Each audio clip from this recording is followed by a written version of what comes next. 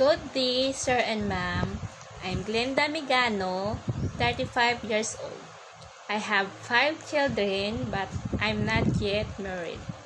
I have work experience as a caregiver year 2014 up to 2016. My boss is an American guy.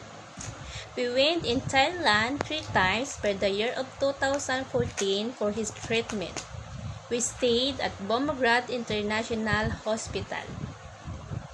By the year of 2015, we went in Singapore for another treatment for his disease. We stayed at Mount Elizabeth Hospital. Every morning, I make and clean his bed. After, I shave his beard, and then I make a coffee for him, and I feed him. When he poop, I'm the one who clean it and help him to take a shower.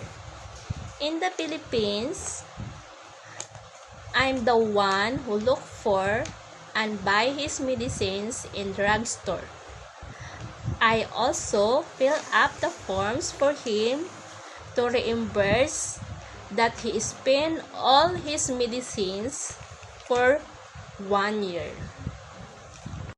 My another work experience as a babysitter and a housekeeper by the year of 2016 up to 2020. I serve 5 persons in the house, a couple, and their kids, age of 3 and 5, and a 3-month-old baby. I do cleaning the house, marketing, washing clothes, and ironing. But my main duty is to take care and watch the kids, especially the newborn baby. Ma'am and sir, if you will hire me, I will do my responsibility with my dedication and hard work. I'll make sure that your family is safe with me. And I thank you.